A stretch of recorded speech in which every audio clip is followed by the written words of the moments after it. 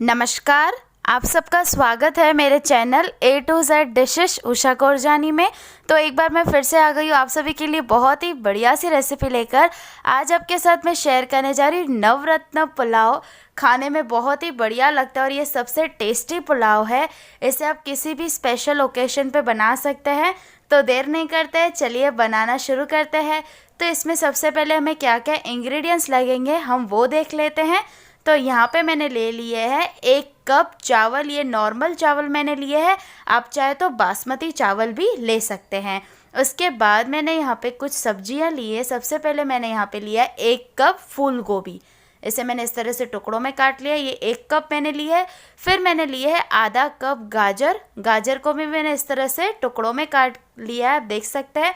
फिर मैंने 1 आलू लिया है, जिसे मैंने इस तरह से टुकड़ों में काट कर पानी में डाल दिया है, क्योंकि पानी में नहीं डालते तो आलू काला हो जाता है, तो इसलिए हमने पानी में डालकर इसे रख दिया है।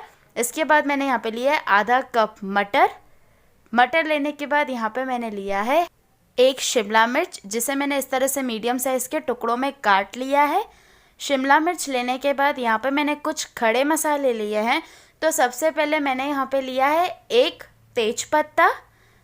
तेजपत्ता लेने के बाद यहाँ पे मैंने लिया 5 से 6 लौंग, 10 से 12 काली मिर्च, 3 इलायची और 1 दालचीनी का टुकड़ा। ये सारे मैंने इतने खड़े मसाले ले लिए हैं। इस मसालों के बाद मैंने यहाँ पे लिया है घी।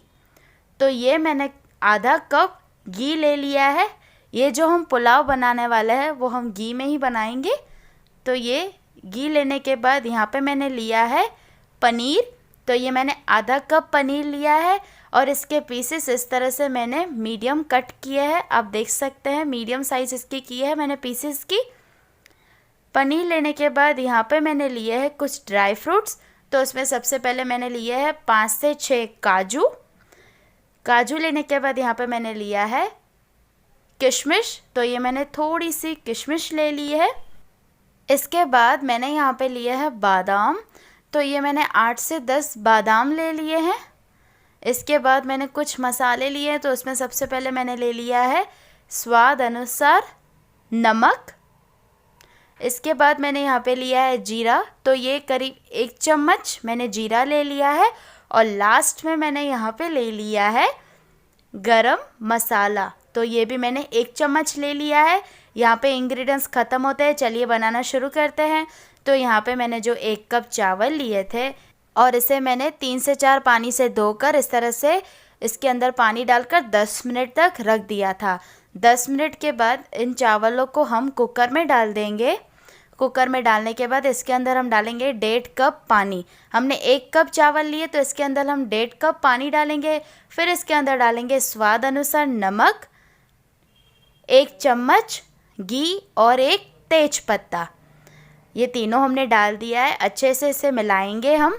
तो जैसे कि मैंने आपको बताया कि यहाँ पे मैंने 1 कप चावल लिए थे तो उसमें मैंने 1.5 कप पानी डाला है, क्योंकि पुलाव के लिए हमें जो चावल बनाने हैं वो खिले खिले बनाने हैं, एकदम मैश हो जाए इतना पानी डालकर हमने चावल नहीं बनाने हैं। तो आप इस बात का ध्यान रखिएगा। हमने अच्छे से इसे मिला लिया है। अब चावलों को पकाना है तो कुकर का ढक्कन इस तरह से दे देंगे और देने के बाद इसे हम 2 सीटी आने तक पका लेंगे। तो जब तक चावल पक रहे हैं हमने दूसरे साइड इस तरह से एक कढ़ाई रख दी है और इसमें हम बचा हुआ सारा घी डाल देंगे। डालने के बाद घी को हम गरम कर लेंगे। जैसे ही घी गरम हो जाए इसके अंदर हम सबसे पहले ड्राई फ्रूट्स जो हमने लिए हैं उसे फ्राई करके निकाल लेंगे। तो इसे आपको डालना है और 1 मिनट तक ही इसे फ्राई करना है, ज़्यादा नहीं करना है।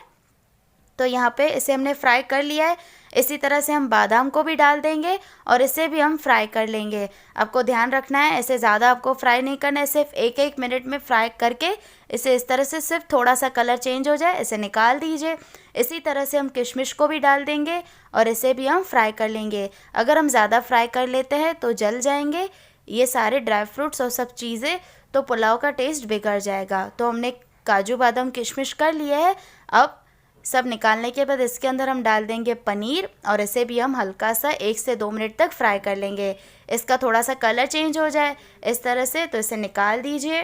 इसी तरह से इसके अंदर हम डाल देंगे शिमला मिर्च और इसे हम 2 से 3 मिनट तक लगातार चलाते हुए इसे भी हम फ्राई कर लेंगे। सारी जो चीज़ें हैं उसका जो टाइमिंग है थोड़ा ऊपर नीचे है, बाकी तो आपको इस तरह से थोड़ी थोड़ी देर में निकाल देना है।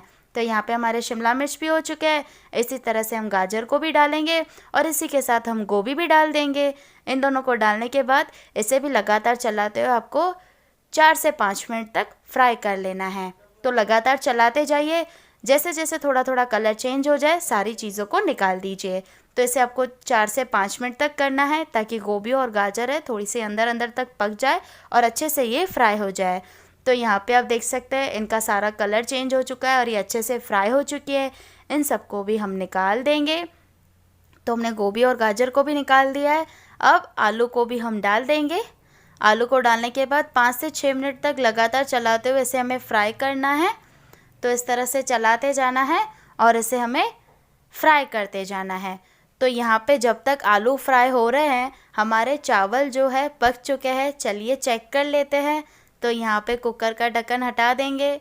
बढ़िया तरीके से हमारे चावल पक चुके हैं। गैस को हम बंद कर देंगे और आप देख सकते हैं हमारे जो चावल है बहुत ही बढ़िया तरीके से खिल चुके हैं।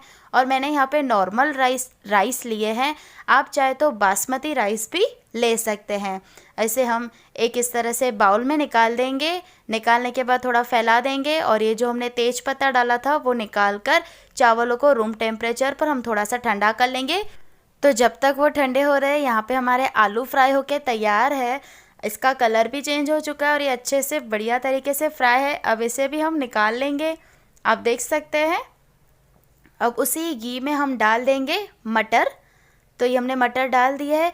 जैसे ही आप डालें ये मटर उड़ते हैं तो आपको ढक्कन इस तरह से दे देना है और एकदम मध्यम आंच पर इसे आपको 3 से 4 मिनट तक ढक देना है। तो यहाँ पे 3 से 4 मिनट हो चुके हैं। ढक्कन को हटा देंगे और हमारे मटर फ्राई होके भी तैयार है। इसे भी इस तरह से निकाल कर यहाँ पे आप देख सकते हैं प्लेट में मैंने सारी निकाल दी है जो जो मैंने चीज़ें फ्राई की थी। तो चलिए अब आगे की प्रोसेस देखते हैं। तो अभी हम वही कढ़ाई का इस्तेमाल कर रहे हैं। ये अभी घी हमारा गर्म ही है। इसके अंदर हम डाल देंगे जीरा। तो जीरा जैसे ही चटक जाता है इसके अंदर हम डाल देंगे लौंग, साथ ही साथ डाल देंगे साबुत काली मिर्च और इसी के साथ हम डाल देंगे ये एक दालचीनी का टुकड़ा। और यहाँ पे मैंने इलायची लिए 3, इसे हम इस तरह से तोड़कर डालेंगे। तो हमने डाल दिए है। अब सारी चीज़ों को हम थोड़ा सा इस तरह से भून लेंगे। भूनने के बाद जो हमने चीज़ें फ्राई करके रखी थी जैसे कि ये सारी सब्जियां और हमने जो काजू बादाम किशमिश लिए थे सारी इस तरह से कढ़ाई में डाल देंगे। डालने के बाद इसके अंदर हम डालेंगे स्वाद अनुसार नमक। नमक हमने चावलों में भी डाला था तो आप अपने स्वाद के अनुसार डालिएगा। इसी के साथ हम गरम मसाला भी डाल देंगे और अच्छे से इसे मिला देंगे और 1 मिनट तक लगातार चलाते हुए इसे हम पकाएंगे। तो सबसे पहले इस तरह से मिला दीजिए और 1 मिनट तक इसे आपको लगातार चलाते हुए पकाना है। जैसे ही 1 मिनट हो जाए तो इसके अंदर हमारे जो चावल थे वो डाल देंगे। तो अभी रूम टेम्परेचर पे हमने चावलों को ठंडा कर लिया था, अच्छे से ठंडे हो चुके हैं। सारे चावल इस तरह से डाल देंगे। आप चाहे तो चावलों को पहले भी बनाकर रख सकते हैं। तो चावल सारे हमने डाल दिए हैं। अब अच्छे से इसे हम मिलाएंगे ताकि सारी सब्जियां हैं, सारे खड़े मसाले हैं वो चावलों के अंदर अच्छे से मिल जाए। तो सबसे पहले इस तरह से इसे मिक्स कर दीजिए। बहुत ही बढ़िया सी खुशबू आ रही है, बहुत ही टेस्टी पुलाव है। तो लीजिए अच्छे से मिक्स कर लिया है। अब इसी तरह से आपको इसे मिलाते जाना है और इसे 2 मिनट तक आपको इस तरह से पकाना है, सिर्फ 2 मिनट तक, ज़्यादा नहीं। तो अच्छे से इसे मिला दीजिए ताकि सारी सब्जियां उसका फ्लेवर चावलों के अंदर अच्छे से मिल जाए। तो यहाँ पे आप देख सकते हैं ये इसे अच्छे से हमने मिक्स कर लिया है। बहुत ही बढ़िया प्यारा कलर लग रहा है, सारी सब्जियां ऊपर से दिख रही है। ये हमारा पुलाव बनके तैयार है। इसे हमने 1 से 2 मिनट तक पका लिया था, आप देख सकते हैं। अब गैस को हम बंद कर देंगे और इस तरह से हम इसे सर्व कर लेंगे। तो लीजिए तैयार है बढ़िया सा नवरत्न पुलाव। बहुत ही आसान रेसिपी है और खाने में भी बहुत ही मज़ेदार है। इसे आप कोई भी स्पेशल ओकेशन पे बना सकते हैं। सिर्फ आपको ध्यान रखना है कि जो भी आप ड्राई फ्रूट्स जैसे फ्राई कर रहे हैं तो उसे 1-1 मिनट तक ही कीजिए और जैसे आप सब्जियां भी कर रहे हैं तो उसे भी उस टाइमिंग से कीजिए जिस हिसाब से मैंने आपको बताया। तो आपका इस तरह से नवरत्न पुलाव तैयार हो जाएगा। तो इसे आप ज़रूर ट्राई कीजिए और मुझे कमेंट सेक्शन में बताइए कि आपको ये मेरी रेसिपी कैसी लगी है। अच्छी लगी है तो इसे लाइक कीजिए, शेयर कीजिए अपने फ्रेंड्स और फैमिली के साथ और मेरे चैनल को सब्सक्राइब करना बिल्कुल ना भूलें। आज के लिए बस इतना ही, कल फिर मिलती हूँ, तब तक के लिए थैंक यू फॉर वॉचिंग।